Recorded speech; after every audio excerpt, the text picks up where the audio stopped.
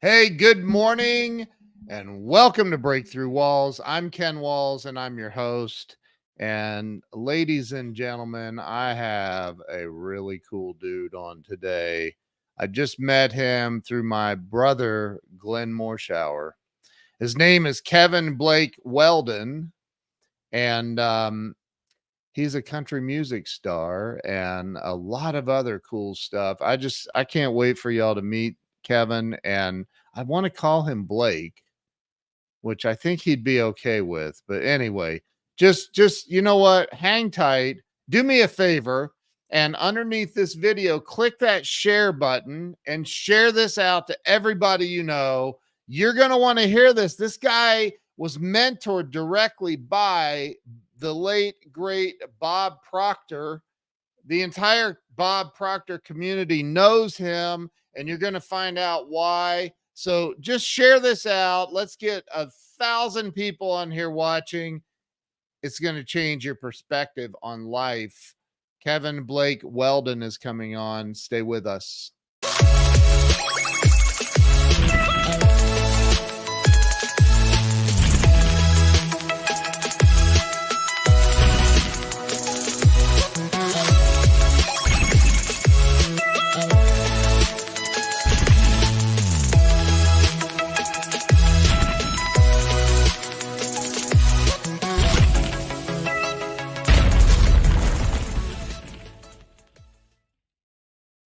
And we're back. Let me bring Kevin on. Kevin, welcome to the show, man. Brother, I've been looking forward to this since 30 minutes ago, man. I appreciate that last minute invite to your show, bro. It's going to be awesome. 30 minutes ago. I know. I've been bouncing around like a chicken with my head chopped off, man, but I'm here. I had Blake Shelton scheduled. Yeah. I've heard that before. But he had to cancel, so I'm kidding. Man, this is great. I'm so glad you thought of me to fill in for Blake Shelton, bro. That's right? I'll be the fill in the Blake today. How's that? There you go. Oh, this is gonna be great. So listen, man. We just met. I came out to see you perform with Glenn. Him and I came out to Longview, Texas, to see you and Josh perform. I always forget Josh's name. I wonder what that's all about. Well, you won't forget his voice. I can tell you that right now. I know, man. That guy is so talented. But so are you. And you know, I found we started talking. You were on stage. I was in the audience, and we started having a conversation. You remember that? I do. Josh is like, I've never seen that happen before. That was crazy. But we found out that we have a lot of things in common, a lot of mutual friends. And so I said, man, I got to get you on the show. So thank you for being here. Well, Ken, it's an honor to be here. I'm really excited about this. I've done a few of these over the course of the past 30 years, but I've been really excited. I've been watching some of your stuff. And like you said, we have a few mutual friends and they speak very highly of you. So I'm excited, bro. Glad to be here. And you can call me Ray. You can call me Ray. You can call me Jane. Just don't call me Johnson. Jeez. I don't know if you remember that old commercial, but so listen, man. You know, this is really all about helping people get unstuck in life. And I have a suspicion that you've probably been stuck at some point in life, and so I that's what I want to talk about. Let's start with look. My buddy Doug Wing says a country boy can survive. So, and you have the deep Southern Canadian accent. Oh yeah, exactly, bro. They know exactly where I'm from around here as soon as I open up my mouth. Hey, dude, it's snowing out here, Ken. It's coming down right now. It's gonna be 75 in Dallas today. Just saying. Bro. So listen, man. Start with telling everybody. Let's start with you telling everybody where you were born and raised.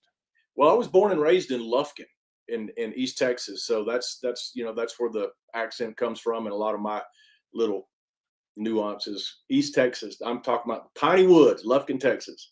Lufkin, Texas. And so what was it like for you growing up in Lufkin? And it's Lufkin. That's correct. Right. Okay.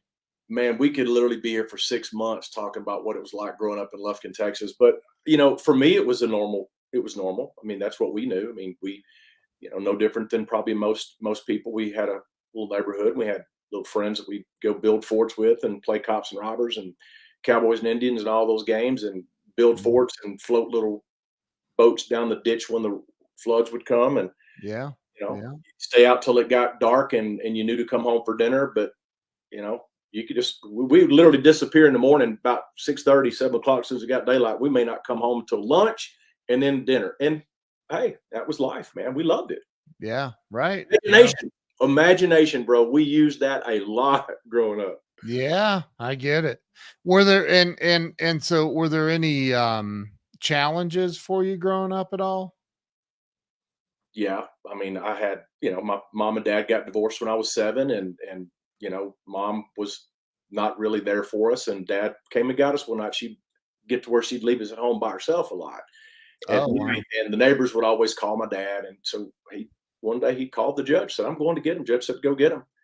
Dad Wow. came and got us, and my dad basically raised us. So we didn't really have, a close relationship with my mother, which caused a lot of issues that I didn't even realize until much later in life. Yeah. Where a lot of my issues and challenges and paradigms came from was from that. But once I understood it, Glenn, I'm going to call you Glenn now because I got Glenn Morshower. Ken, and it doesn't help that it rhymes. Ken and Glenn. Ken and Glenn show, the Glenn and Ken. Yeah, yeah. But once I started to really understand that, Ken, I was able to heal a lot of that. There's still some that I'd be lying if I said there were some still lingering things, but I'm just so grateful. I'm so grateful for the upbringing that I had. I'm so grateful for my father, most wonderful man that anybody could ever ask for. And dad's 85 and still kicking. I mean, going strong. So very, very grateful for that. So as far as challenges, that was definitely a challenge.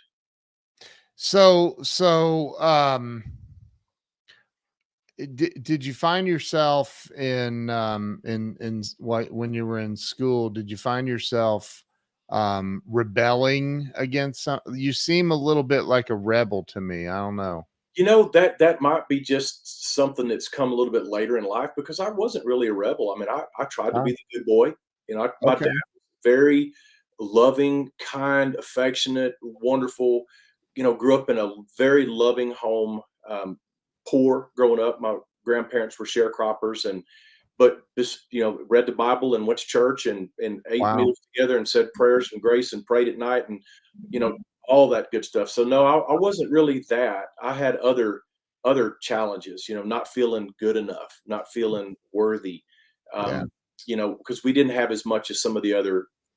Listen, my father had got a master's degree from Duke University, so it's not like but he had a state job. We didn't make a whole lot of money, middle class, and I had a lot of friends that were wealthy, had doctors and lawyers and dentist parents, and I Yeah. saw that, and we didn't have the fancy Mercedes and all that kind of stuff, and so there were some insecurities that I really hid well, and I hid those with my personality, with my mouth. Dad Yeah. said I was speaking in full sentences before I was one. Right. May not come as a surprise to people that know me, so I'm going to try to not do that today.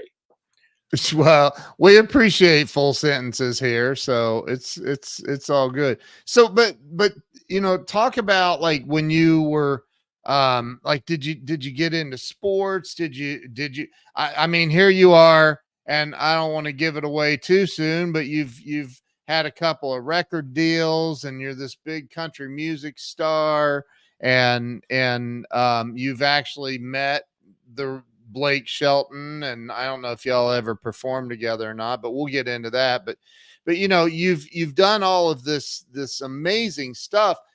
Was there anything from your childhood? And I like to fish for this, man, because I feel like there's always someone, something, some event, maybe a collaboration of things that kind of push us in the direction that we go as adults. So that's kind of, is there anything that comes to mind? Like, was there anything that pushed you in the direction you went as an adult? You know, honestly, and I'll share this with you, and I don't know that I've ever really talked much about it, but the thing for me is I never saw myself growing up. I never saw myself getting old, Ken. Mm, I just never did. I, it always bothered me that I didn't know what I wanted to be when I grew up because I never thought I was going to grow up. right. I Right. know that that might sound weird, but I'm still a kid at heart. I mean, I'm 57 years old, and people just can't believe it. I don't act it. I don't inside. I'm not that. There is no such thing as age to me. It's just a number. I grew up playing baseball. I thought Yep. that's what I wanted to do. I loved it. I loved the game. Yep. But and we had a lot of success growing up. I was on 3 World Series championship baseball teams in the Dixie baseball program, throughout Wow. growing up, and I got a scholarship to go pitch at Alvin Community College, hometown of Nolan Ryan. Um, but and I hurt my arm. There was a lot of things that I didn't do right. A lot Right. of things I didn't know. I didn't understand. I didn't understand the right proper technique not to throw your arm out when you're, 18, 19 years old. Yeah. But during that whole time, I just always, and I don't want to sound, I just always thought I was going to be famous for something one day, and Wow. not something bad, not infamous, but I always thought that I was gonna contribute something wonderful, Right. something beautiful to the world, and I remember my dad would always, and he still to this day picks on me about it. Yeah, but that was always my big response was yeah, but, because I never really felt like I was understood. And Mm, I think I've lived my whole life trying to understand myself, bro, because I yeah. don't think anybody else was ever gonna understand me until I understood myself, and that's another topic for a little bit Yeah. later. Yeah. But, my dad would sing to us every night before bed, and those are Wow. some of the most fond would sing to us and pray with us every night before we go to bed, Wow. and he would put it dad had an old reel-to-reel, tape player, the Yeah. little thin ones, but big Yeah. reels like this, and my dad was in the Army, and so one of the little groups that he was in, they had this music group, and they would well, I probably shouldn't say that because that's probably where pirating music started from, but Oh, jeez. somebody was in one of those music groups, and they would copy these, and they would all pitch in and share in the resources, and they would all get these reel-to-reel tapes, and dad had boxes of them. So he would put these on, and we would listen to that to go to sleep, and it wasn't like country music, it was like Tiny Bubbles in the Wine and Strangers in the Night, all that classical type stuff Right. we would listen to, and so I started to develop, a love of music at a very early age, but I never really thought about becoming a singer until much later. Wow. So you graduated high school in Lufkin, Texas, yep. Lufkin, Texas. And you went on to college. Did you graduate from college? Well, I started out at Angelina College pitching. I Yeah. had a scholarship offer from Stephen F. Austin in Nacogdoches. I didn't want to go to SFA. A lot of my buddies were going to Angelina College. I had a girlfriend that I was very serious about, and I didn't really want to leave her. And Yeah. so I went to AC. It's what they called it. Some people call it almost college, but it was just a little junior college there in Lufkin, and played there. And I quit, Ken. I quit playing my first year. I Mm, just I don't know what was going on at the time. I really don't. I can't remember, but there was a lot of challenges.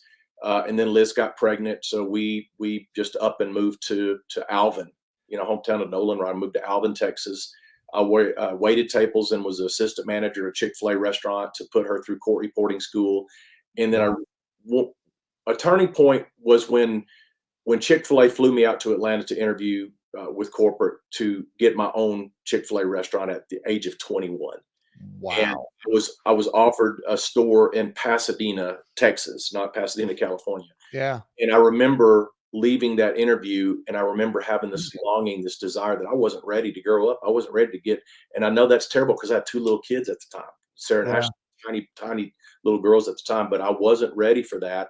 And I missed baseball, and I wanted to go, and I just decided and so I quit. I put in my 2 weeks notice for Chick-fil-A, and I picked up another waiting tables job, and I went and tried out for the baseball team at Alvin Community College. I threw 5 pitches, and I got signed to a scholarship. And then that's what I wanted to do. And then, of course, not long after that, I blew my arm out.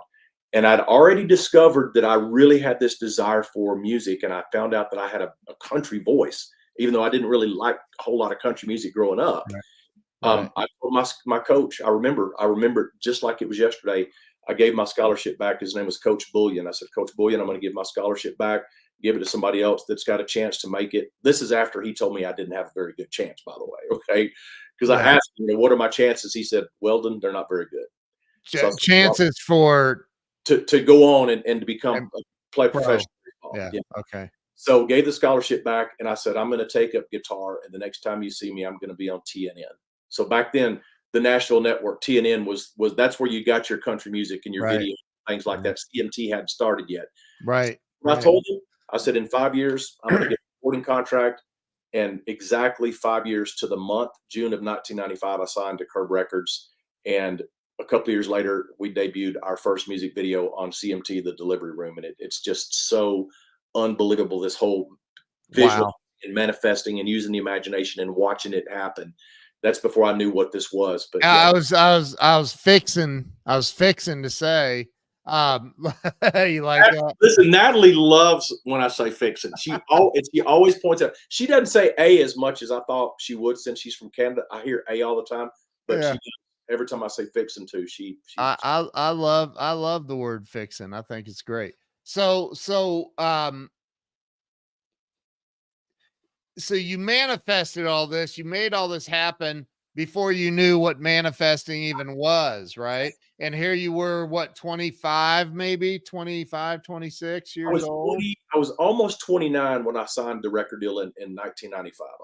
Okay. And you were on CMT, Country Music Television. Yeah, we had a couple of music videos on CMT when we had our deal at Curb. Yeah, it was freaking, dude, it was freaking awesome, man. It was freaking awesome. I'll never forget that either. That's so cool, dude. So where did things go for you from there? Like you here you are now. I mean, dude, you're on CMT, you're balling, man. I mean, that's legit, right? Listen, I just cracked myself up because when you asked that question, I did that, and the first thing that popped into my mind was Glenn Morshower saying, "You just went to Reflectionville."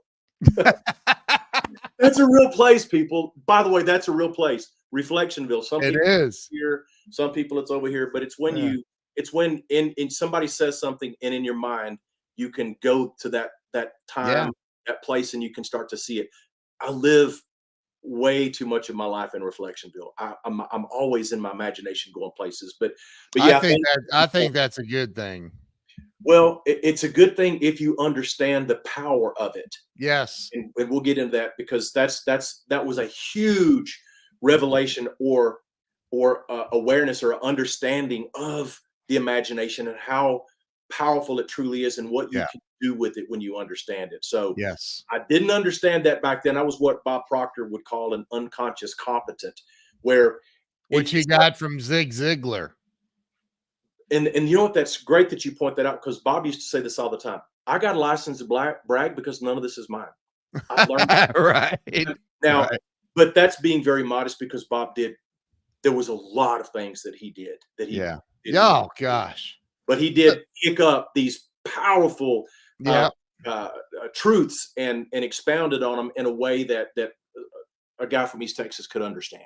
Instead of getting too deep too fast. So you're on back to my question. You just went off on a different country road. So you were on CMT. I mean, there's got to be a certain amount of ego that starts kicking in at that point. I mean, you got to feel pretty good about yourself. And I'm not saying that's a bad thing at all. But like you're literally in your late 20s and you're on country music television, dude. That's pretty legit. You know, Ken, and it's again looking back. Yep. On the memory of, don't get me. See, you're gonna get me going down another road. You can't do that. I'm the guy that you can't do that to. I don't stick to the script unless Glenn says the script. But seriously, see now I've got lost. I'm lost out in some dirt. We're on country music television. CMT. Okay. CMT.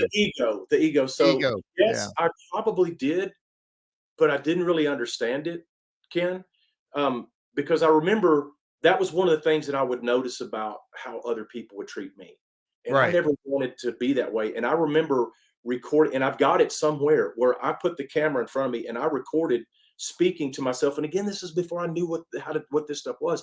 But I remember telling myself, don't ever get the big head, Kevin. Don't ever forget the struggles and where you came from. You're no better than anybody else, but you go and do the very best you can, but don't ever get the big head. And I remember saying that. I'm not going to say explicitly what I said, but I got pretty graphic about what somebody should do to me if I ever got that to that point.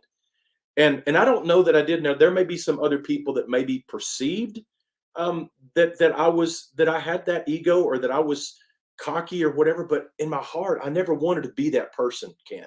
Right. And I still don't.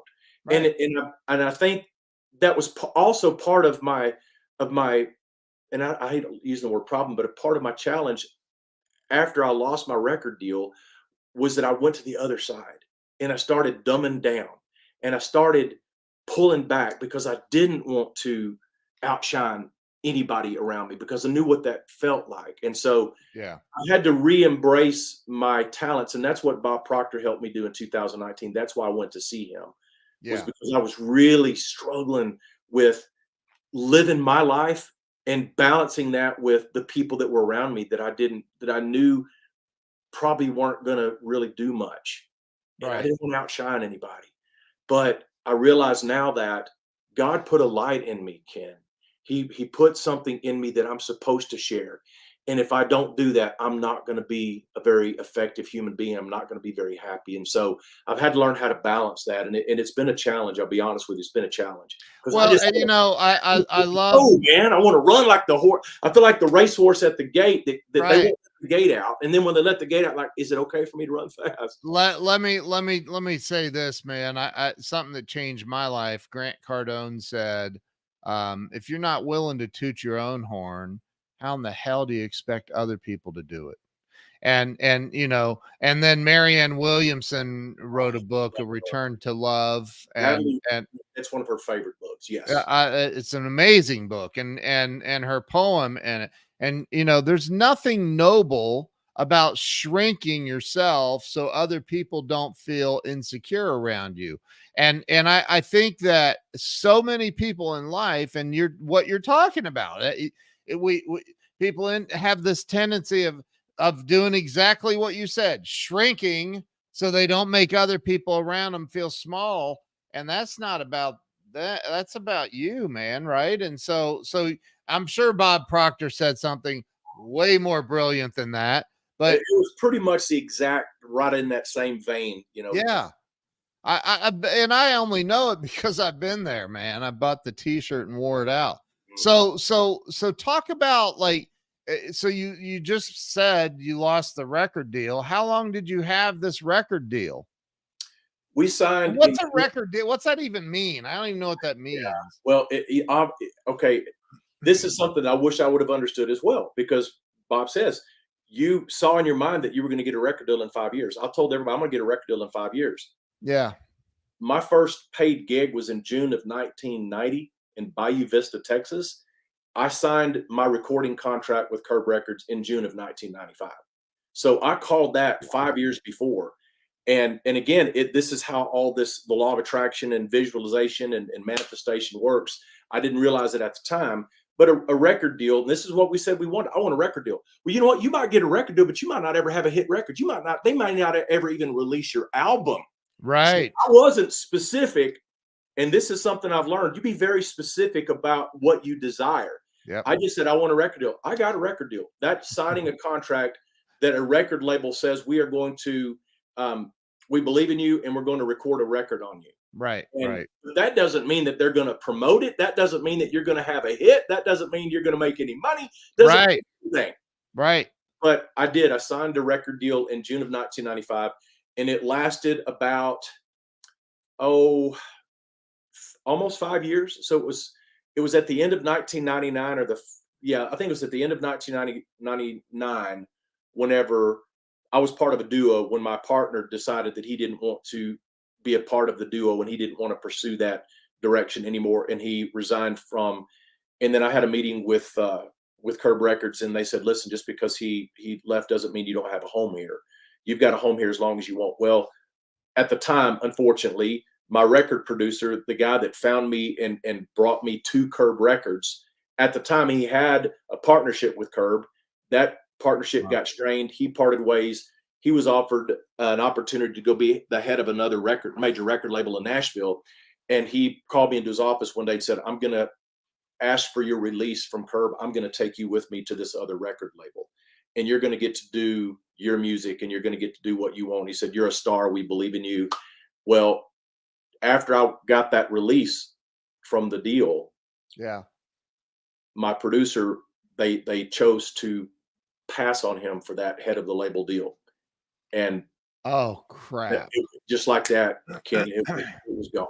It was done. And I literally didn't believe it. I said, oh, that's no big deal. We'll just pick right up next month. And next month turned to next month, turned to next month, turned to credit cards getting charged up, turned to no income, turned to I'm too ashamed or embarrassed to go and ask for a $500 gig somewhere to keep my bills paid, to I had to pack up and move back to Lufkin, Texas with my tail between my legs. And wow.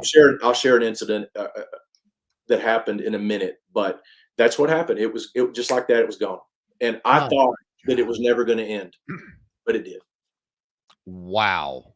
Wow. Wow. Wow. That sucks. And listen, that's after having Waylon Jennings write a song for you and sing on your record, and Charlie Daniels putting you on stage with him to sing Long Haired Country Boy, even though I don't have long hair, in front of 180,000 people at the Texas Music Fest with CMT there, filming the whole event. You go from that to nobody will even look at you when you walk down, Music Row, because that's what happens when you lose a deal. You're no touchy for 2 years. I didn't know that at the time. And instead of fighting, and I don't like that word, but instead of staying there and being Kevin Blake Weldon, I got just guts ripped out and heartbroken and just went back to East Texas. And it took me a little bit, but I did recover, and then things took off again. But where were you in Nashville when all that went down? Mm-hmm. Okay. Mm-hmm. Yeah. Interesting. So you go back to East Texas, get your bearings about you. Did you go back to waiting tables? Nope, I didn't. I here's what I did. I knew that I could make money with my talent. Yeah. And so I just started picking up any gig I could find. And fortunately for me, I had enough clout, from the record deal that there was pretty awesome opportunities that came about.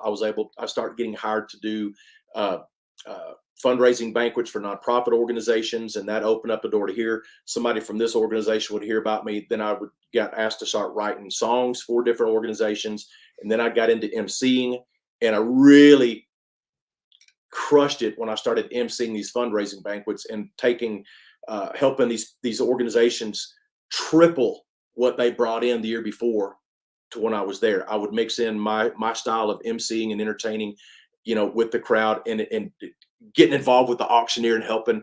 Dude, it was awesome. And so I did a bunch of that over the next, 2 or 3 years.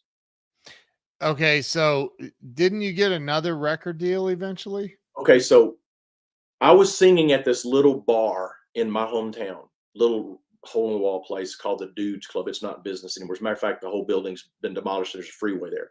Wow. And one night I was singing, and I went up to the bar during my break to have a salty dog. That was my drink.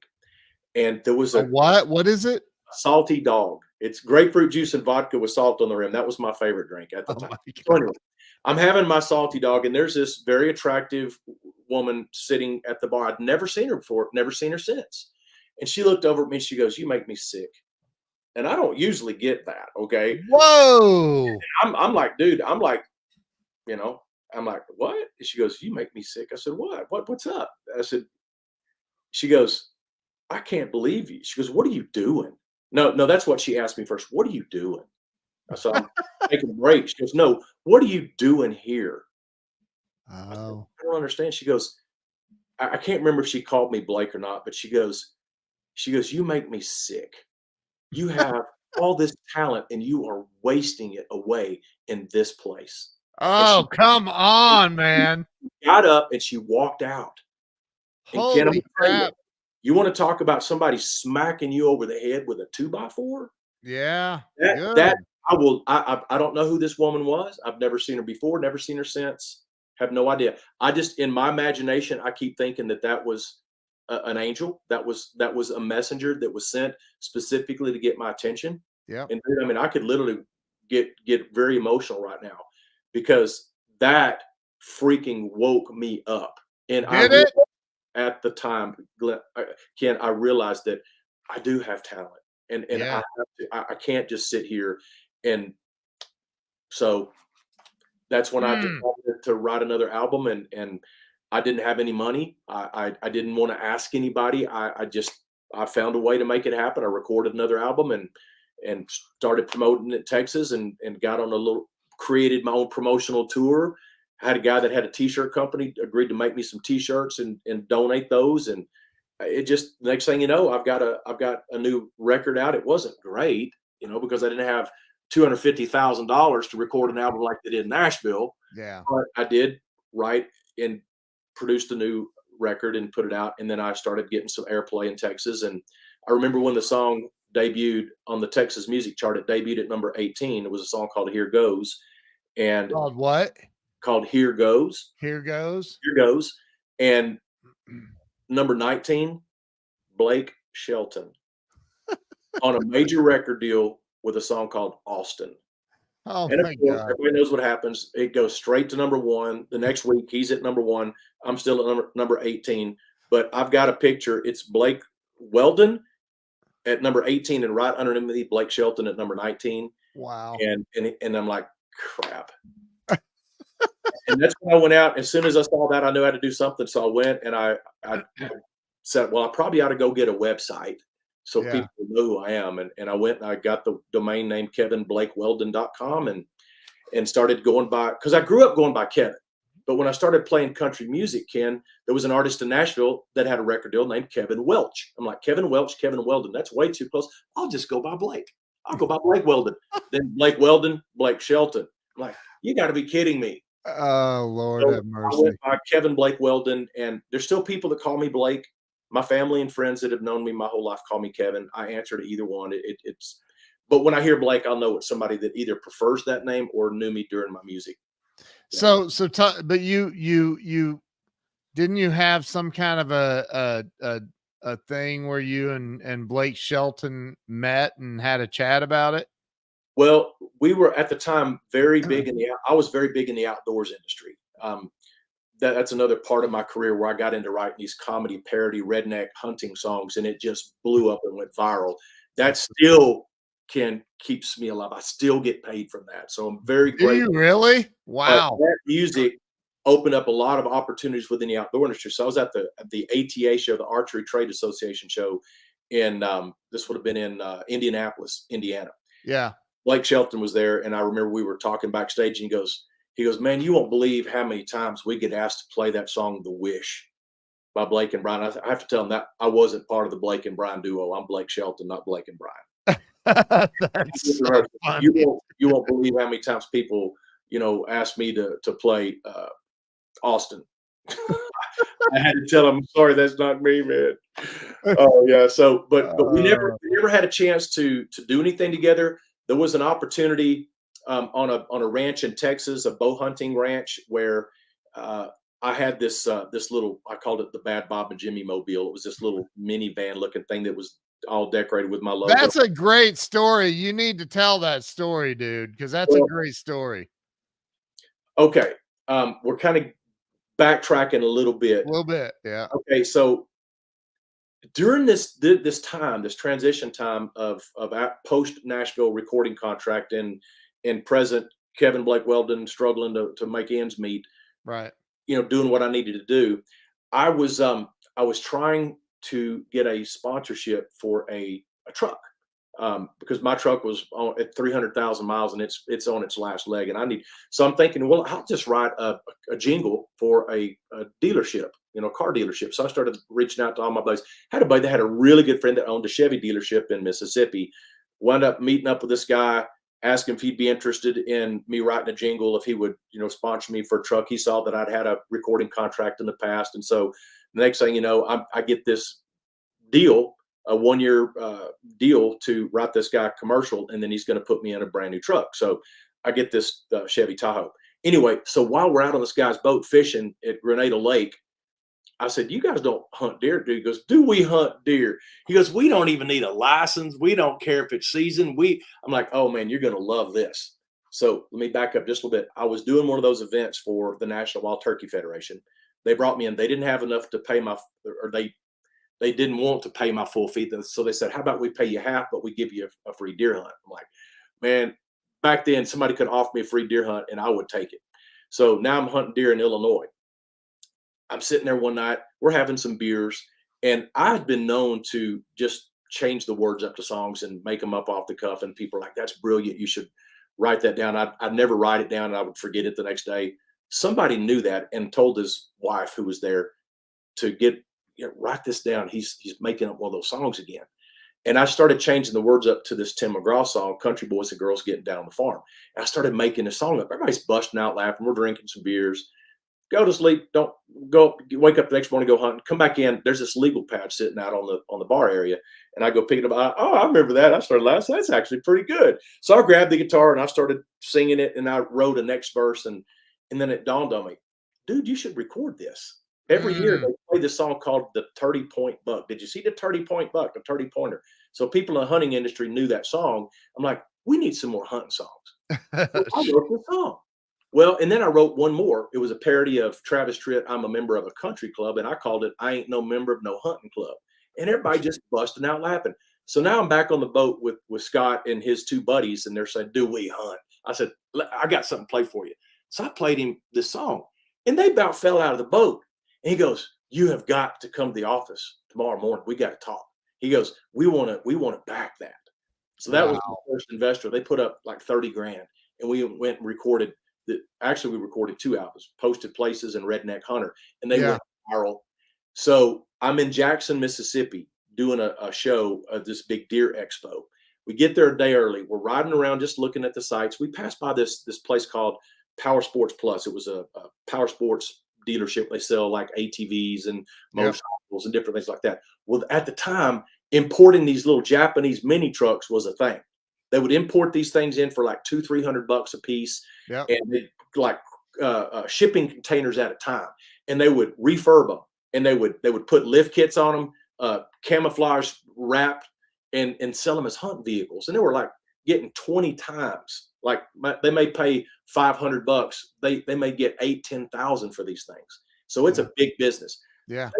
They got this little Daihatsu Hi-Jet little van, looked like a Scooby-Doo mobile sitting out on the lot. And I'm like, that, because I called my project Bad Bob and Jimmy. I didn't want people to know that Kevin Blake Weldon was now doing Cletus T. Judd, Weird Al Yankovic stuff. So I wanted to keep it separate because I didn't want people not to take my serious music serious. Right. So Right. recording under the name Bad Bob and Jimmy. And I did Called it Bad Baba. Bad Bob and Jimmy. Bad Bob and Jimmy. Okay. Yeah, Bad Bob and Jimmy. And it just freaking blew up and went viral. Wow. But they didn't know it was me. All right. They thought it was these two redneck characters named Bad Bob and Jimmy. And I did the voices. I had like 8 different voices that I did. Anyway, God, so I see this van. I'm like, that's the Bad Bob and Jimmy mobile. I can see it now. And I literally started imagining what I would do if I had it. I would get that thing camouflage wrap. I'd put my logo on the side. It had this big welded hunting platform on the top. And by the way, it is a challenge for me to say hunting because I really want to say hunting, but I want to make sure that you don't think I said Bad Bob and Bubba. So hunting platform on the top with a ladder welded, and the ladder would fold up and go across the side. Anyway, the ladder was down. There's this platform up there. It's got camouflage netting around it, 2 boat seats sitting up there. I'm like, that would be like my portable stage. I would take that railing off, and I would put my speakers up there, and I would have a flat screen TV hanging on the side. I could open up the back. I could put my table chairs and my boxes of CDs and T-shirts, and I could take this thing to hunting shows, and it could be like my stage and my sound system and also my booth all in one. And I'm like literally describing this to my buddies. We get to the hunting show the very next day, and I'm playing and singing, and I'm selling a few CDs, and all of a sudden more and more people start coming, and I'm selling CDs like they're going out of style, dude. And I finally had to take a break after about 2 hours. I'm like, man, I got to take a break. So I started walking around. I go down 2 or 3 rows and I hear my song playing, one of my songs. I'm like, ooh, somebody's playing my music. I got to go see who that is. I go over there and it's that Power Sports Plus dealership, Ken. No, there Wow. they are. They got a booth and they're playing my songs. I'm like, this is, Wow. and they got one of their little trucks with the doors open with a CD and they're coming out their speakers and people are flocking to the booth. What's this music? They're sending people over to my booth. So I got like a free sales force working for me. Right. And Right. I said, hey, I'm the guy that, oh, we love your songs. You need to come see us on Monday. I said, yeah, because y'all got this van out in your lot and I want that. Y'all need to sponsor me. I said, you got to come see us. I'm not shitting. I'm not crapping you. 3 weeks later, I have that van exactly as I described it, wrapped with my camo sponsors Dude. wrap on it. They paid for the wrap. Yeah. Sponsor my logo, my Bad Bob and Jimmy logo on the door with a flat screen plasma TV that they also sold at Power Sports Plus. So they gave me a plasma flat screen mounted on the side of this to show my video. Wow. They paid for T-shirts. So we had all these T-shirts, another run of all my CDs. Wow. My PA system up on top. And dude, they bought me a brand new extended cab Dodge diesel truck and trailer to haul it with. That is They awesome. put $125,000 into my Bad Bob and Jimmy project, and it just exploded. And the next thing you know, I'm doing all these different shows and all over the country, playing these hunting songs, and I've got commercials out on the outdoor TV, and I'm selling CDs like they're going out of style. $30,000-$40,000 a month in these CDs. I'm selling these CDs like they're going out of style. Wow. And then everything started to shift away from CDs to digital downloads, and the sales, the ad rate started going up, the sales started coming down, and then I basically just got run out of business as far as that method of selling. But thankfully I had that, Ken, because I eventually uploaded it all to the internet. And so every Monday I get paid still from that stuff that I did 15 years ago. Do you really? Every Monday I get royalties that come in. So oh my God. so grateful. And eventually, because my serious music kind of took a back seat, then nobody knew that was me. So then I started going by instead of Bad Bob and Jimmy, Kevin Blake Weldon as Bad Bob and Jimmy. And then I went away from Bad Bob and Jimmy to just Kevin Blake Weldon's funny hunting songs. And that's what it's billed under now. Wow. I'm not going to go into the whole detail, but there was another very interesting thing that happened during that time. There was a new network out in Denver that was opening up to do outdoor stuff. They heard me at the SHOT Show. They brought me in as their spokesperson, gave me free airtime. I put out a TV show for a few months called Posted Place Go to Market. And then I told them my idea of my animated TV show around Bad Bob and Jimmy. And they signed it. They brought in an animator, and we started developing. I wrote 4 pilot episodes of this redneck. It was called what was the name of it? Bucktown was going to be the name of it, and it was all about the characters that I had developed in this Bad Bob and Jimmy project. And we had all kinds of big corporate sponsors that said, we want to back that. We want to back that. And I would implement their brand or their product into the episodes. We met with an animation company in Austin, and we got the budget, and then the network folded. So that all to the background. So I've had those, Ken, where you get going, and you crash and burn, and that's what eventually led me to investing to go see Bob Proctor. So do me a favor, man. I got a request for you. Sing a few bars of a Bad Bob and Jimmy song. Oh my God. Are you serious, dude? I'm serious, man. Come on. Okay. Look at that. He's got his guitar. Steve Taylor here. Hey, is that the one that I saw the other night? Yeah, this is the one. This is we'll have to do another show when you just tell you how this. Just do a couple. Oh, look who's watching. Can you There's see that? Josh. What's up, Josh? How you doing, bro? What's up, Josh? You talk about talent. That guy right there's got serious pipes, man. Serious dude. Pipes. It's crazy. So here we go. Bad Bob and Jimmy. Have you ever heard that song, "The Thunder Rolls" by Garth Brooks? Of course, yeah. Well, this ain't it.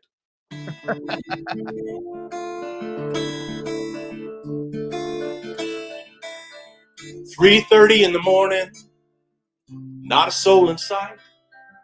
A steering wheel in my left hand and a spotlight in my right. Out looking for a big buck, 'cause there's a contest to win. I can't let old Bad Bob beat me out again. So the spotlight glows. Yeah, the spotlight glows. Game warden sleeping in his house across town. It's a good thing I mailed his wife that Victoria's Secret gown. Asking for a miracle as my buck walks into sight. Warden ain't the only one who's getting lucky tonight. Spotlight glows. Yeah, the spotlight glows.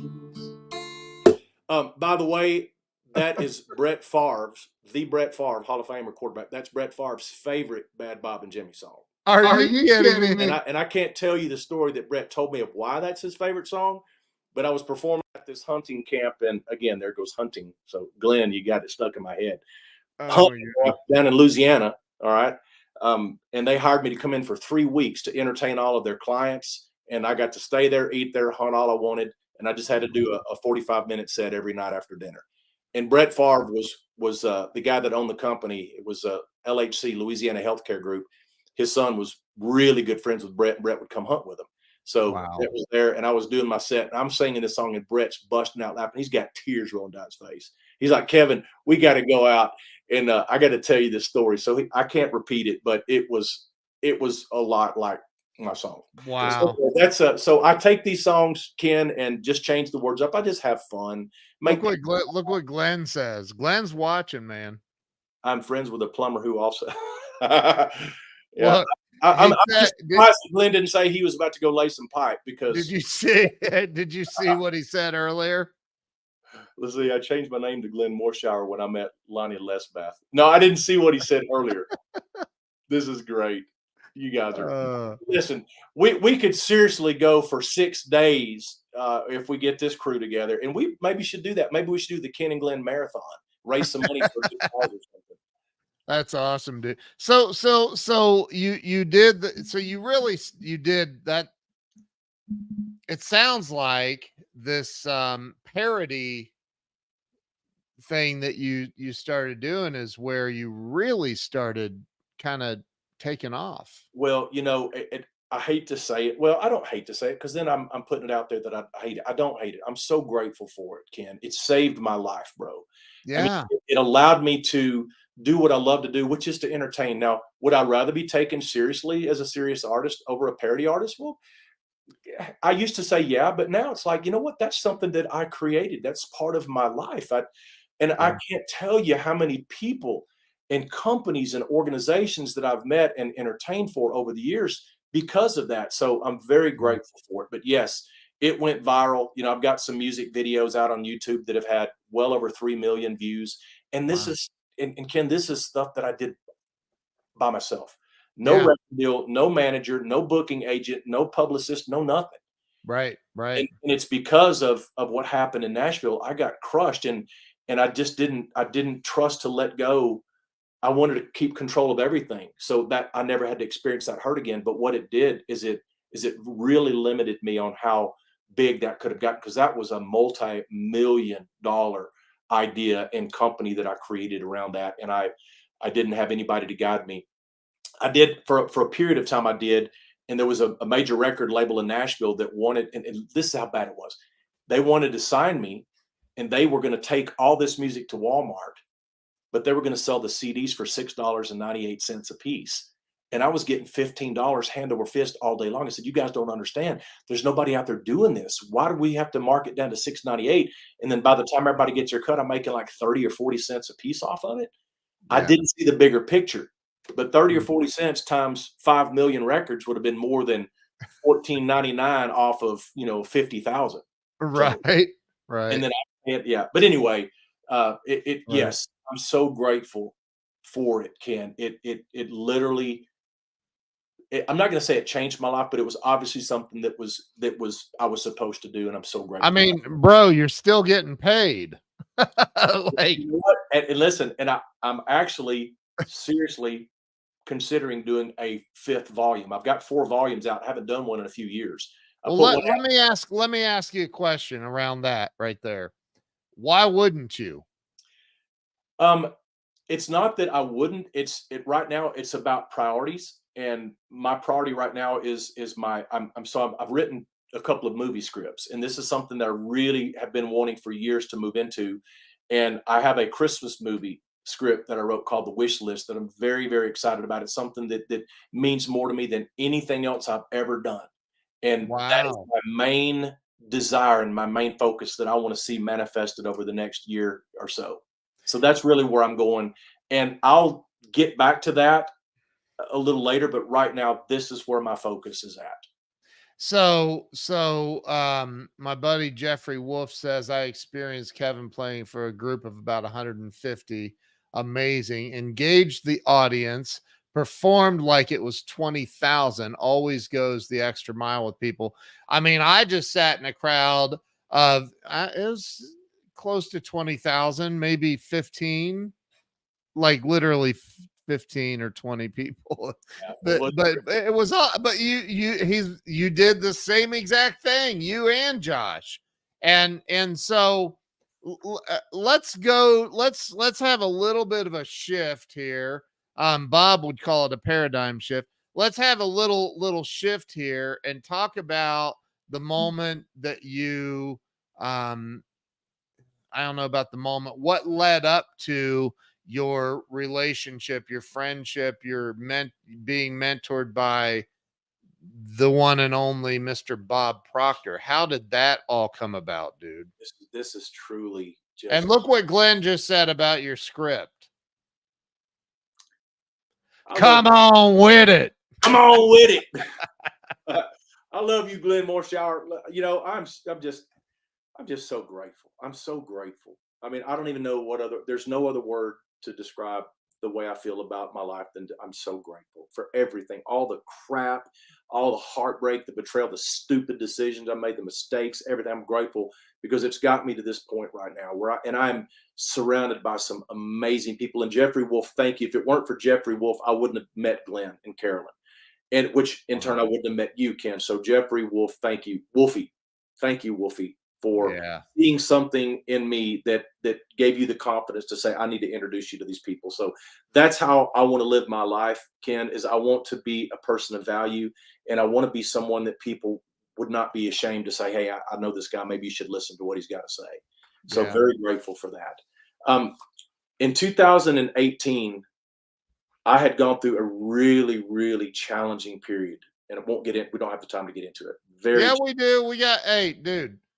It was it was a got the very time. challenging period that goes all the way back to a failed second marriage in 2013 that I rushed into without really knowing what I was doing because I was lonely. And it turned out to be just an absolute train wreck disaster. It almost destroyed my whole life. And after I started to recover from that, I started to search, and I'd seen the movie The Secret, which most people have, back in 2006, and I knew who Bob Proctor was, and I loved Bob. I would, for some reason, the moment I watched that movie, The Secret, he was the guy that I was drawn Yeah. to. Yeah. And over the next few years, I would, hear some stuff, but I never really got into it because I was caught up with Bad Bob and Jimmy at the time. All right. So Right. fast forward to 2018 after just I didn't have a serious relationship after I got divorced, filed for divorce from that second marriage, and I'm not a person that likes to be alone, and I was not a person to ever go more than a week or two without a girlfriend, bro. I mean, I liked the companionship of a beautiful woman, and I always had a girlfriend, and I went 3.5 years with no serious relationship, and I finally felt like I was ready. And I wanted to become the very best version of myself. So I started following Bob again. And then in November of 2018, I saw something on YouTube that caused me to take action and reach out to Bob's company. I reached out to Bob's company. Someone responded and got on a call with me the very next day. And they were talking about this big event, a very exclusive event that Bob was doing in Toronto. And I said, something is telling me that I have to go to this event. And I had bad money paradigms, Ken. Okay. And I mean, I wasn't making a whole lot of money, but I had a little bit of money saved up. And I figured it was probably going to take everything that I had to go to this event. When the sales guy told me how much it cost, I didn't flinch. I didn't get a feeling in the pit of my stomach, nothing. $15,000 to go spend 6 days with Bob Proctor in a group of less than 100 people. Right. And the opportunity to get to go to his home after the event was over. Right. And I knew I had to go. So I put a deposit down. I paid it off before I went. And in March of 2019, I went to that event. I brought my guitar. I brought my hat. I had created a vision board, just like Bob had showed me how to, because they found out what I wanted to do, showed me how to create this vision board of attracting a specific type person into my life. I created this vision board in December of 2018.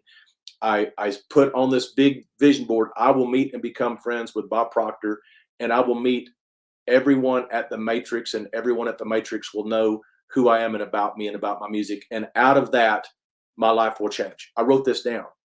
I go to the event. I take my guitar. I'm the only person there with a cowboy hat. So of course people notice that. And Right. People would come up to me and want to know my story and who I was. And I would do the same. And the next thing you know, I've met, 20, 30 people. And I'm like, well, hey, I brought my guitar. And they said, well, you should sing for us. So in the evening times, I'd sit out in the lobby and play and sing. And first evening there'd be 8 or 10. The next evening there'd be 30. Well, Wow. that second evening, Bob's son, Brian Proctor, was going up the escalator and heard me and saw the crowd around me and told his dad, said, the guy with the cowboy hat's a really good singer. And then some of the people in the PGI organization also went to Brian. And he said, yeah, I mentioned it to Dad. Bob comes up to me the next day and says, hey, I hear you're a really good singer. And I did miss it. I said, yes, sir. He said, would you like to, because I knew that's what Bob would want to hear. And I said, yes, sir. And he said, would you like to get up and sing a couple of songs after the break? And I said, I would love to. Wow. So I got up on stage, I performed, and they actually filmed it. And it's that video clip is actually on YouTube. Kevin Blake Weldon performs at the Matrix. Wow. And you guys can go and hear 5 minutes of Bob talking about, he said, you just look like a star. He says, I know a Hollywood movie producer that I've been working with for years, a guy named Phil Goldfine. He said, I'm going to reach out to Phil. I'm going to see that Phil gets in touch with him. I'm going to see that Phil puts you in a movie. That's what started this whole dream again of wanting to have a movie. So after that, I was on Bob's radar. Bob invited me to come out. He said, I said, we went to All because of Brian. not all because of Brian, but Well, hearing you. That was one Yeah. of, I made the decision to go. Yeah, there you go. I Yeah. made the decision to go and spend that money. Amen. Amen. How many times have we not made the decision because we were afraid of spending money? Oh Because my I'm going to tell you God. right now, money, yes, we need it. Bob says, like oxygen. Yeah, you got to have it. But when you put that over your own life, your own desires, and you let that get in the way, you will never be what you could be. And Never. I was tired of that. And Oh, so say it again. Say it again for the people in the back. if you put money ahead of your own life, your own desires, what you would truly love, and that's what we could get into a long debate about that, but just don't let that stop you from doing what you know you're called to do. Amen. If you make the decision, the way will show itself to you. That's another thing Bob taught me. So anyway, I go. I'd always heard that if you catch Bob at the right time and ask him for some extra time, he would take some time. With the day we were at his house, I found him alone for just a split second. I went up to him and said, Bob, I don't care how long it takes. And I said the same thing to Glenn Morshower. I don't care how long it takes. I'm going to be in town. I can stay here. If I don't have to be back in Texas for another week. If there's any time that I could spend with you, I would love to be able to spend a little bit of time with you. And Bob says, well, I'm leaving to go on vacation tomorrow. But if you could be at the house at 10 o'clock in the morning, I would love to spend a little bit of time with you. I went to Come Bob's house, on. Are me you and Bob serious? sitting in his studio on his couch for 40 minutes. And I got one-on-one time with Bob. And that's what really blossomed our relationship. He saw my passion, my desire. He said, hey, what are you doing? And he gets on the phone and asks his assistant when the paradigm shift event in LA was going to be. He said, what are you doing April 25th, 26th, and 27th? I want to bring you out to LA. I want you to perform on stage. There'll be 500 people there. It'll live stream to 5,000 people around the world. I want to introduce you to Phil Goldfine. I'm going to see that he puts you in a movie. Him saying all that, when he said the dates, Ken, the first thought that popped into my mind is that is where I'm going to meet the love of my life. Not the movies, not the stage, not that's where I'm going to meet the love of my life. Because I had put on my vision board, I will meet her before May of 2019. Wow. Met Natalie April the 26th at that event, and she hit every single thing I had written down on that vision board. 37 things, all the way down to she likes to snow ski. We live an hour and a half from Banff. She has her own fitted ski boots, bro. I mean, that's awesome. Where I met Natalie. That's where I met Phil Goldfine. And that just reinforced my understanding and belief of how the law of attraction works, attention works, decision works, and everything has shifted for me. Yeah. Now, does it mean that everything is magically delicious like Cocoa Puffs? No, it does not. But I understand now when I do go through those challenges, I understand what it is. And as Glenn Morshower says, I don't go to Gutenpist and set up residence. All right. Right. I get Gutenpist. I go through the town. Right. I stop and have breakfast. Maybe I might even spend a night or two at the local motel, but I ain't staying in freaking Gutenpist. I know what that does, and I don't do that. And I love how that analogy that he uses with that story, because I talk about that a lot, but now I talk about it in Glenn Morshower terms, Gutenpist. I love that, dude. I love it. So you met Nat, and this is in 2000, and we know Bob passed away. Just what's it been now? Last February. Jeez. It's been almost 2 years now. And I was talking to his assistant about him being on the show, right in that is it Gina? I think Gina I told Brian, because Brian is a friend of mine now, and he's been on the show, and he's an amazing human being. Have you read his book, My Father Knew the Secret? Yeah, so good. So yeah, it's right next to me too. I got a book right there too. Let me ask you, because I just so everybody knows, if y'all don't stick around, you're gonna miss it. Kevin's gonna do a little performance for us, right? Still, I've got the guitar tuned up, bro. You never have to ask me twice. You got time. I don't want you to be late for an appointment. I carved out the next 6 months just for you. That's awesome. What's that? I may not be the sharpest tool in the shed. Glenn will know this, and I may not be the sharpest tool in the shed, but I'm in the shed, bro. I love it.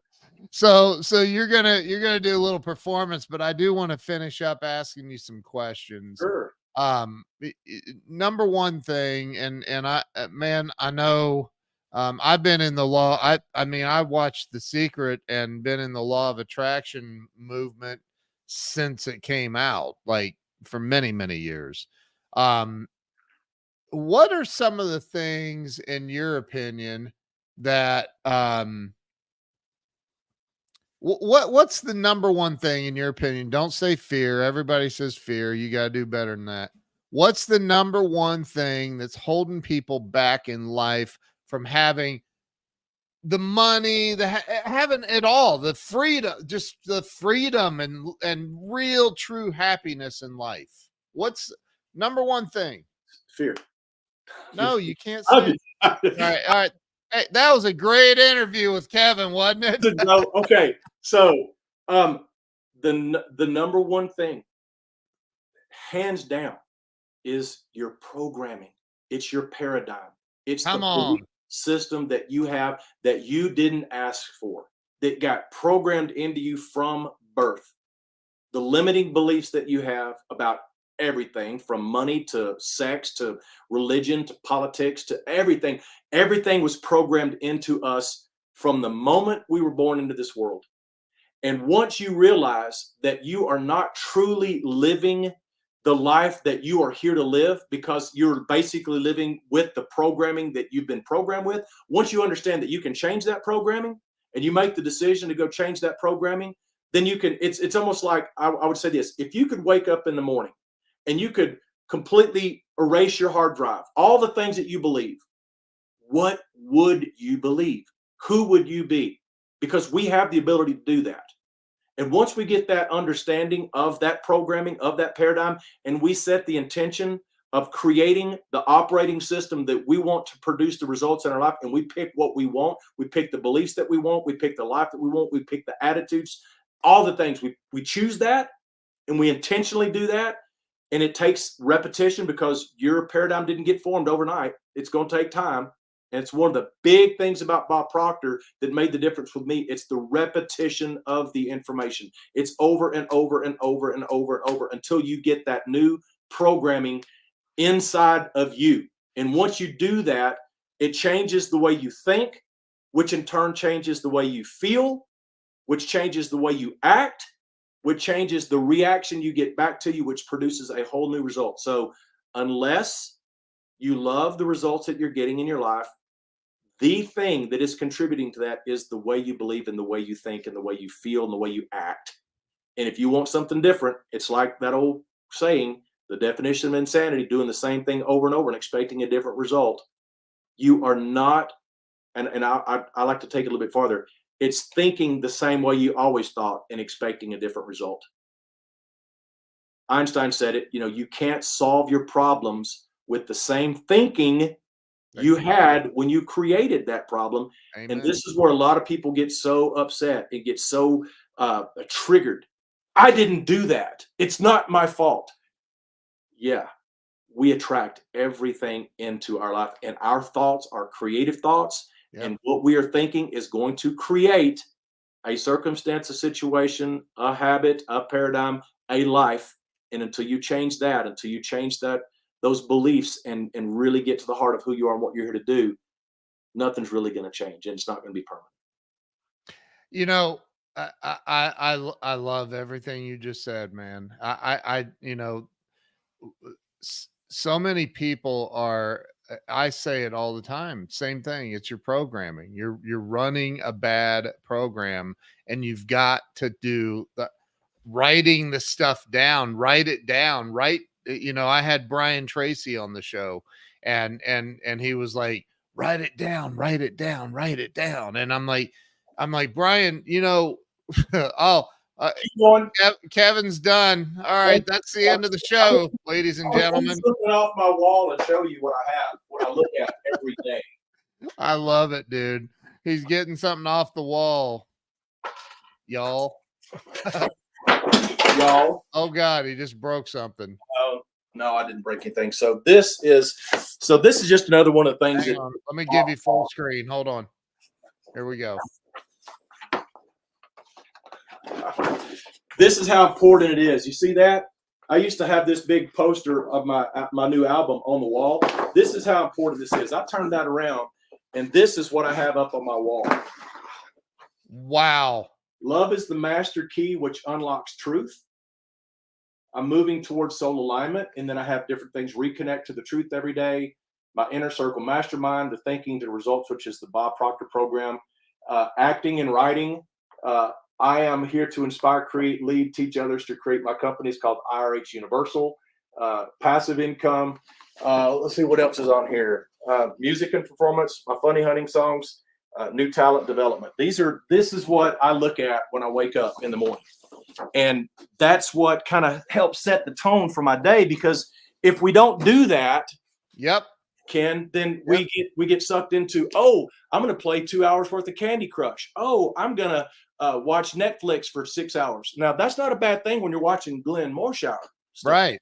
But if you're not watching Glenn Morshower stuff, don't spend 6 hours on Netflix until my movie comes out. And then you can watch my movie for 6 hours. And you know what? Even Glenn would say, don't, if you're not getting the results you want in life, stop doing the dumb stuff that's causing you not to get it. Yeah. Look, I had a conversation this morning with somebody, and they said they wanted to bring somebody to our our event, and which is $9.97. And I said, and this person said, well, maybe the next time you have one. And I said, it's a month away. Go manifest 997 today. Like, make it happen. What are you talking about? Just, you got to, if you're intentional and you write it down right now, write it down. Today, I am manifesting X amount to do whatever, as long as it's good for you, other people involved in the universe and the world as a whole. There's a likely chance that if you write it down and really truly believe in it with all of your intention and heart, you're going to bring that into your life. Absolutely. I see it happen in my life all the time. You see it happen in your life. So, and Glenn says poor programming produces low expectancy. And he said that earlier, that their expectancy is what holds them back, which again is tied into that story that they're living, right? The story Yes. that they're telling themselves, the programming. So I agree, man. This is good stuff. I hope y'all are listening and taking notes And seriously. listen, and Ken, I can't say this enough, and neither can you, and neither can Glenn, and neither could Bob. This is your life. This is your life. What do you want? Bob would always say, you tell me what you want and I can show you how to get it. Yep. What do you want? Don't you want a better life? How do you think you're going to get it if you don't surround yourself with people that can guide you through this jungle of crap that's out here? Amen, man. It is so noisy, especially in the personal development and the mindset and the manifestation and the energetics and the human design. It's so noisy out here. There are so, and listen, don't get me off of my soapbox, but there are so many people that are going out, they go watch a YouTube video and now they're an expert and they're telling people, I'm the next best, greatest. Listen, by your fruits, they shall know you. Amen. I want to see, is this somebody that I would follow? Let me observe them. Let me see their results. Let me listen to them. Let me feel their energy. Yes. And once you connect to that, don't let anything stop you from getting involved. If you go to, I promise anybody that's watching this, if you go to Ken and Glenn's 2-day event, it will be the best money that you ever spent. I can promise you that. But listen, not if you go there saying, okay, all right, show me what you got there, big boys. Come on, I'm ready to change my life. Come on. That is the wrong energy to take. Come on, man. And expectancy is like, you should be hinging on every word that comes out of their mouth because they know what they're talking about. And if you want change in your life, if you want to surround yourself in the right frequency, the right energy, there's nothing better that you could do with 997 than to go to that event. And you know, we didn't even pay you to say that. You don't have to pay me to speak the truth, bro. I know. I love it, dude. And this is another thing I got from Glenn. I'm so grateful for Wolfie. I'm so grateful for myself. Let me just back. I'm so grateful for myself that I took the action, that Natalie and I made the decision to go to Ramey's event. Yeah. I'm so grateful because I had to make that decision. But because I made that decision, things started to unfold. And one of those things was I got to meet Jeffrey and his wife, and he introduced me to Glenn, and then I get to go into Glenn's. So I love this. This is just one of I've got so many, and I'm not a big note taker. I'm a lot more now than I used to be. Yeah. But I've written so many nuggets down from Glenn's workshop, the acting workshop that I'm a part of. And one of them is the truth does not need rehearsal. Amen. You do not have to rehearse the truth. Nope. If you rehearse the truth, who are you fooling? The truth is the truth is the truth is the truth, and it's going to come out. And God says, when it comes time to speak, I will put the words into your mouth. And so, yes, no, you didn't have to pay, but I'm speaking the truth. You go to this event and you go with the expectation that you want to change, not going begrudgingly or getting pulled there. No, I was $15,000 to go see Bob Proctor. I've never spent $500 on myself before. I didn't even pay for my college, bro. I got a scholarship to go. Wow. I didn't even blink. I didn't know how I was going to get all of it. I think I had like $8,000 in savings at the time. I did not hardly no money. I mean, for somebody of my life, I should have been a multimillionaire by then. And I used to Dude, beat myself up for it, but I went, and it was I couldn't get that money out of my hands fast enough. And I expected that my life was going to change. And so you go see these two guys and you expect your life's going to change, and I guarantee it will change. I've said it to many people. I want you here in a second to read out loud what Glenn just said, but And for those that can't put together 997, Ken and Glenn have decided to offer what we were calling our compassion discount price of $9.96. That was probably the $1 that they were going to give to me for saying that. So I'm happily willing to give that dollar up, people. That's one of the things I love about Glenn is he comes up with them. Let me throw something in here right now. This is important because this is so important. And Bob used to say this: when you give stuff away, when you give it for free, nobody puts any value into it. None. And None. I why? Because do you know when I first? Because Natalie and I decided to go through Bob's training, and we went through 9 months of Proctor Gallagher training to be to become licensed, certified consultants for Bob's company to be able to facilitate his programs. It was a lot. Okay. Yeah. It was a lot. And once we got that, part of our investment, we got a certain number of those programs that we could in turn go and bring in clients that we could recoup that investment before we started to make a profit. So we were very grateful for that. I gave away a couple of those programs. And you know the change that happened in the people's lives that I gave it to? None. Zero. So much so that they don't even talk to me anymore because they're, I don't know, I guess embarrassed. Embarrassed. Yep. We went on. Yep.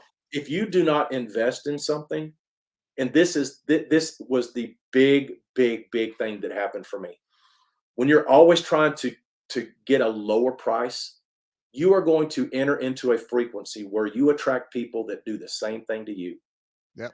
When you go to the car dealership and you want them to give you a car, you should give me a car. You're making all this money. You don't realize how many families that markup is feeding.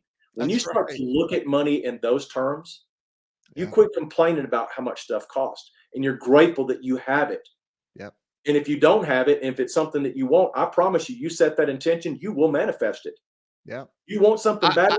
How many times have you had a buddy that wanted to get a new truck or a new bass boat? They probably couldn't afford it. They want that new bass boat, and that's all they think about. They're looking at the bass boat picture, and they're thinking about the bass boat, and then they're starting to do things behind their wife's back, so she don't know, and all of a sudden one day they got this new bass boat. How do I know this? Because I used to do this, Ken. If there was something if I wanted to go to South Texas on a deer hunt, or if I wanted to go to wherever, to Maine to see some girl, and I didn't have the money, if I wanted it bad enough, I found a way to get it. So if you want the life that you say you want it bad enough, you will find a way to get the funds to go. But you know what happens, dude, is people, and I don't want to spend much more time on this topic, but because we live it, we know. But you know, people sell out, and what I mean by that is they may say, oh God, yeah, I'd love to be a millionaire, I'd love to be a multimillionaire, I'd love to be a billionaire, I'd love to do these things with my life, I'd love to find the love of my life, I'd love to, you know, but they sell out. They think I'm not good enough. That's good for somebody like Kevin Blake Weldon. Listen to that guy sing. Holy crap. You know, I'm not good enough. Listen to Glenn Morshower. He's a freaking famous actor. Of course he's got it all together. He gets everything he wants, you know, and they make up these excuses to stay low. They make up these excuses to squash their own dreams, and it's a bunch of crap. Stop living flying under the radar. You're not doing the world a favor. Oh, can I get a hallelujah? Radar. What? Oh, get me fired up, bro. I know. I know. Sometimes, bro, in his workshops, man, I get fired up, man. Look what Glenn said. People seldom run out of the money they spend on self-destruction. Come on with it. There's another one of those quotes. Come on, man. Here's the truth. And Glenn, you guys already know this, but I'm going to say it so y'all can hear it from another person. If you keep up with the money that you spend over the next 12 months, I promise you, there will be 997. There will be 5,000. There'll be 6,500. There might even be 20,000. Natalie's 28 grand a year to work with one-on-one. There'll be that money that you spent on stupid stuff that is not going to improve your life in any way, shape, or form. That in 1 year's time, you could be making 10 times what you're making right now, living a 10 times healthier body than you're living in right now, have a 10 times better relationship with your spouse, or a new relationship that doesn't exist right now, if you would make that decision. Glenn says this: if you are willing to endure the pains of today, and it's probably a little bit differently, then your tomorrow will be easier. Yep. Glenn, right? If you're He here, said his one of my favorite if quotes by you're willing Glenn. to be tough, your tomorrows will be easier. That's what it was. That's right. Yep.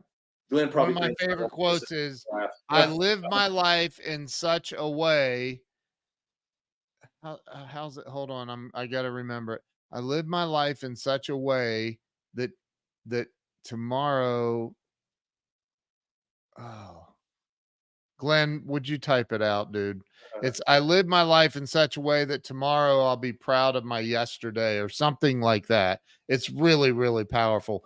But look, it's one of my favorite quotes, and I can't even remember the dang thing right now. It's insane. Okay, but anyway, here's one more truth. Whether you remember to speak the right words is not nearly as important as the energy around that thought. That's right. It's that energy. Because how many times have you been in front of somebody where they tell you something and the energy that you feel is not jiving? Yeah. Yes. How many frauds are there out there doing seminars and doing these things? You just said it, man. Somebody watches a YouTube video, or they did a little something at some point, and then they get up and they just lead the masses in the wrong direction. And I think that people need to learn how to trust that inner voice that's talking to them. There it is. I live today in such a way that tomorrow I'm proud of my yesterday. It's one of the most brilliant sayings ever. I live today in such a way that tomorrow I'm proud of my yesterday. I mean, these are some of the things that people could easily, oh, that sounds great, and it just kind of goes in and goes out. Yep. But you could take that sentence right there, and you could put that up on your wall, and you could look at that every day for the next 30 days, and that alone would change your life. Yeah. Here's another one Glenn said in class. I don't know if it was this week or last week. I think he was talking about his grandmother, but it was something to the effect of, you never have to take back something that you don't say. You never have to take something that you don't say. That's so true. That's freaking brilliant. I know. You never have to take back something that doesn't come out of your mouth. So listen, I do have a 1:00 appointment, and it's 12:26. I love you, dude. I love your energy. I love everything about you. I know the audience has loved you. And now I want you to pick up forget all about that macho. I want you to, dude. Okay. There was a song that you played the other night was it about gratitude or something of that? It was Humble and Kind. It was that Tim McGraw song, Humble and Kind. Dude, can you play that song? Sure. I love that song. My daughter Ashley asked me to do this. Ashley is who was sitting right next to me. Yeah, Ashley. Yeah, she's so sweet. I love her. She's so nice. Here, Glenn said it. You never have to take back what you don't say. Amen. Watch you in there. Hey, hey, Kevin, real quick, I'll touch on this. I've said this to several people that have invested in coming to the event that Glenn and I are doing January 6th and 7th. And I said, listen to me. I don't know how to put this except for this way. You see Glenn in the movies, you see Glenn on TV, you see Glenn on the Ken and Glenn show, you see him on Zoom meetings, you see him on StreamYard and all these things. When you're in that man's presence just for an hour or two, and you just hear him speak from a stage, it has such an energetic impact on you that you likely will never be the same. Can you imagine what people are going to experience spending 2 full days with not just Glenn, which is unbelievable in and of itself, but with me as well. And I've said there won't be a person that attends that if they walk in there with an open heart, they will not leave the same person. Absolutely the truth. They will not. It's not possible.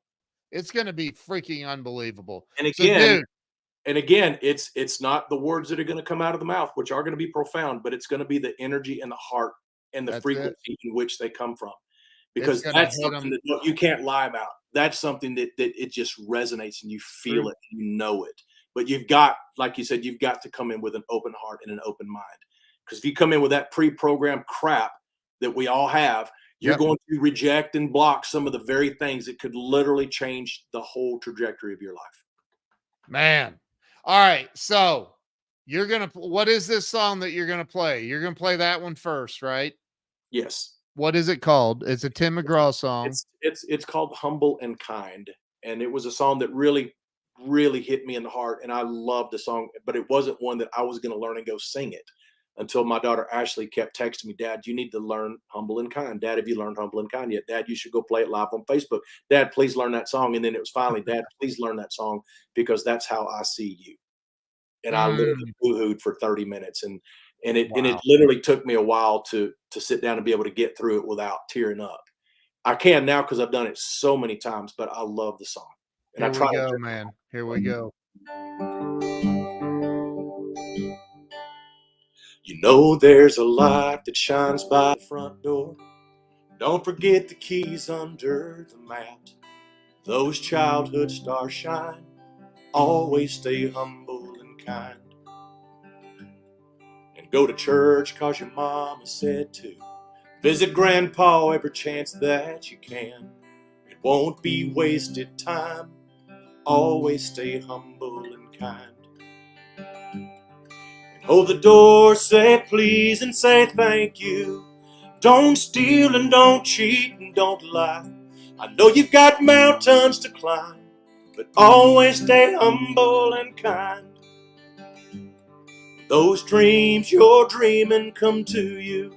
When the work you've put in is realized, let yourself feel the pride, but always stay humble and kind. Don't expect a free ride from no one. Don't hold a grudge or a chip, and here's why. Bitterness keeps you from flying. Always stay humble and kind. And know the difference in sleeping with someone and sleeping with someone you love. 'Cause I love you ain't no pickup line. Always stay humble and kind. And hold the door, say please and say thank you. Don't steal and don't cheat and don't lie. I know you've got mountains to climb, but always stay humble and kind.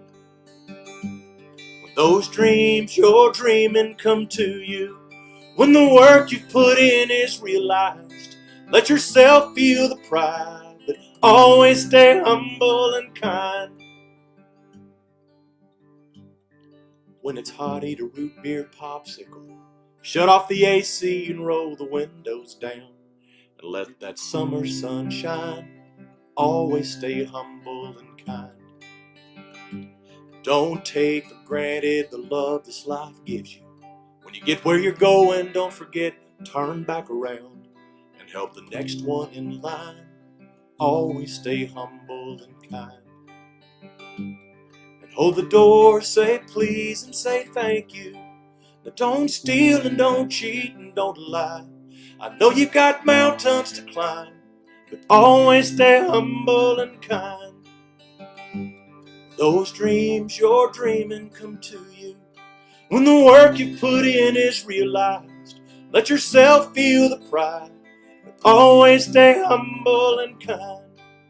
Always stay humble and kind. Always stay humble and kind. Dude, come on with it.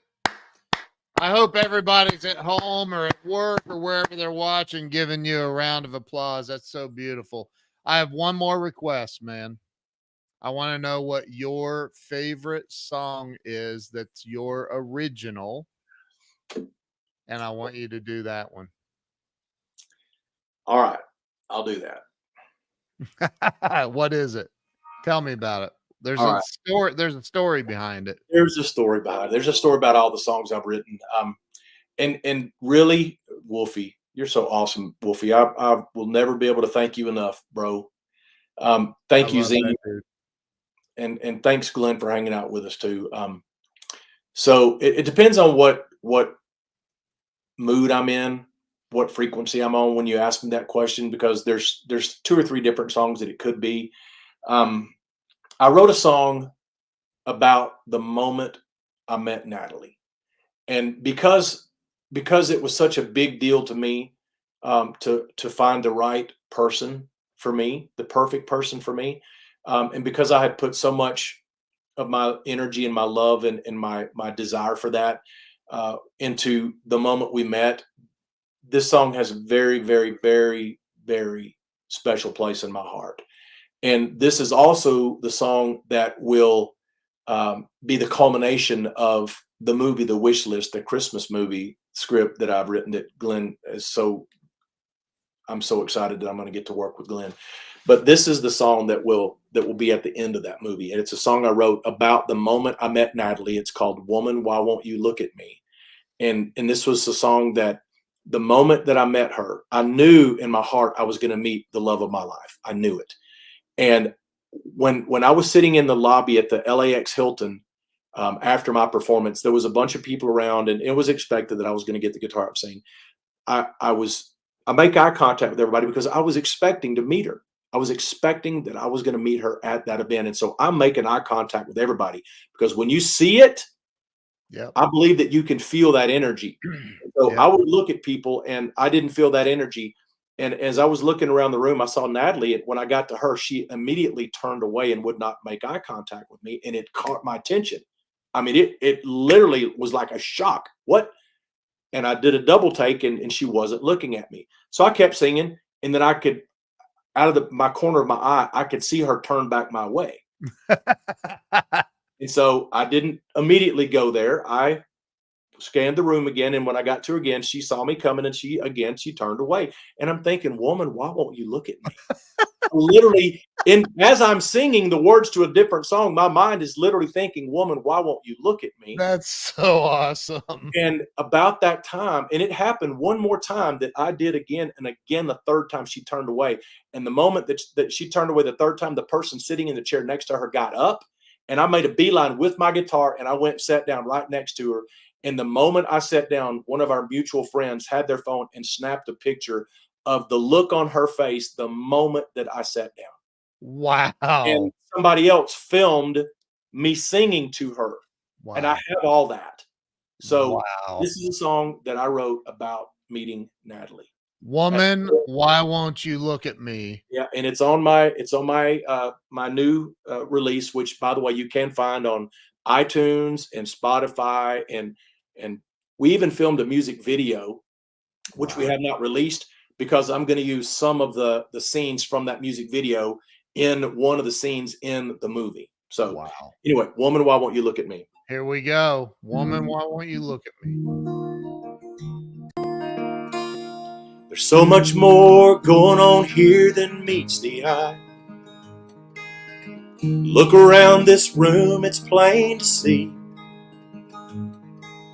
Everyone here is seeing something magical.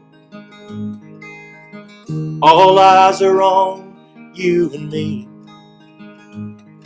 So woman, why won't you look at me? Woman, why won't you look at me? So what are you afraid of? Are you afraid to love again? So what are you afraid of? Are you afraid to love again? Afraid of what you're gonna see? Are you afraid you won't see what you wanna see? Woman, why won't you look at me?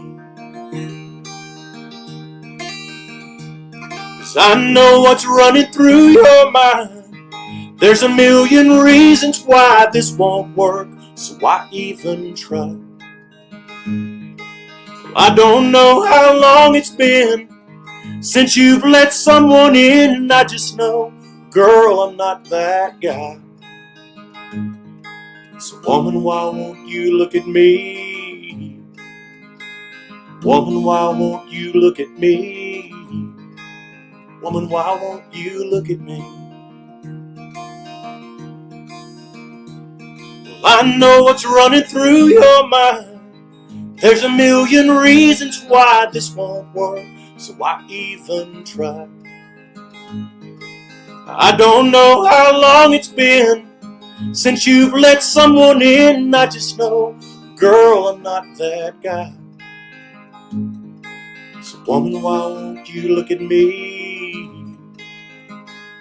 Woman, why won't you look at me? Woman, why won't you look at me? Woman, why won't you look at me? Look at me.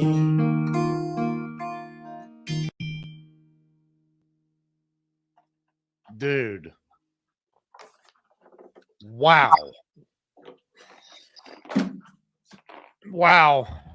Wow. Wow. Wow. It reminds me of when my wife and I met, man. It does. There was this moment. I know the moment you're talking about. It was, and we've talked about it. Wow. Holy, holy, holy, holy, holy, holy moly. Wow. Ladies and gentlemen, Kevin Blake Weldon. Dude, you are amazing. This look, Tammy. Remember Tammy that showed up and right at the end of the night? I do. That's her right there. This is what I missed. Yes. This is what you missed. Wow. Well, Ken, thank you so much. Dude, I wish I had a cowboy hat. I need a cowboy hat. Well, Just get you one, bro. exactly Get like you that one. one. I need one just like that. Wow. Wow. It hasn't been easy, Ken. It has not been easy. I mean, I've been through the ringer, bro, and I'm so grateful because I appreciate every moment like this. I took so much for granted, dude. So much for granted.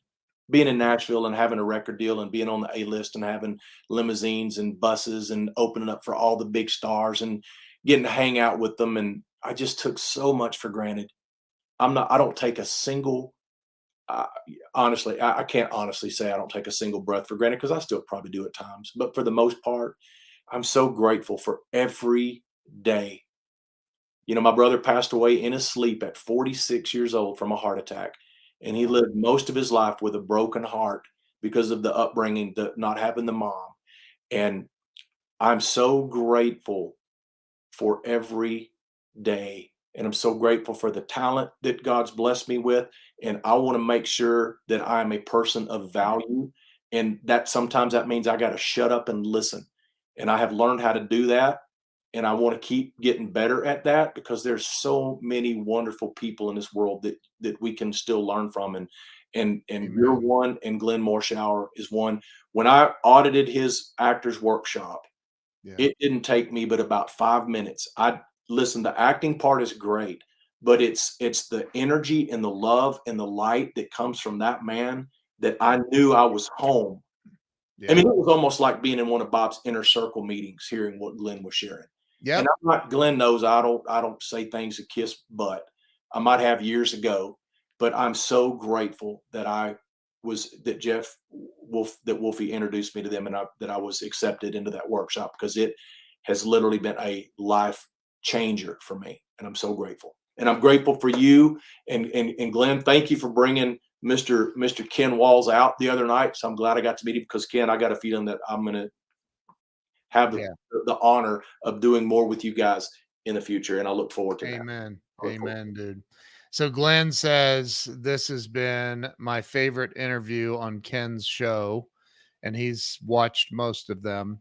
And he said there have been guests where I would have preferred having someone sandpaper my eyeballs. Well, I'm so glad that wasn't me. But I hope that wasn't me. No, definitely was not you. Oh my Oh, gosh, and next time man. I got to throw it out there. So normally I don't wait to the last minute, but I had to take the girls to school this morning because we're getting like massive snow here right now. So I was late getting back from taking the girls, and I was in a rush to get everything set up, and I didn't have my fancy backdrop set up. So you guys are just you're not only you getting Ken Walls, but you're getting my walls too. So Oh my God. There's so many comments on here, dude. Oh my gosh. So listen, man, I'm so grateful for you, and I look forward to um us doing some great things together, man. This is just the beginning. This is literally just the beginning. And just so you know, most people that have been on this show end up becoming international superstars if they're not already. bro, I sure hope I don't break that chain, man. You ain't breaking no chain, man. You're gonna take it to a whole new level, brother. Hey, listen, I genuinely appreciate you, and look forward to more, man. Just Well, look I forward to appreciate you more. very much, Ken. Yeah. Thank you. It's a wonderful show, and I can't wait to turn more people on to you and what you're doing. Thank Break you, through man. those walls, man. Come Break on. through, man. You gotta Oh, break through. all right, Glenn, go have some lunch. That reminds me, my stomach's been growling for 45 minutes. I know. I'm with you, man. I'm with you. Wow. So, dude, everybody watching, Jeff Wolf, thank you, brother. I appreciate you and love you, man. Yeah.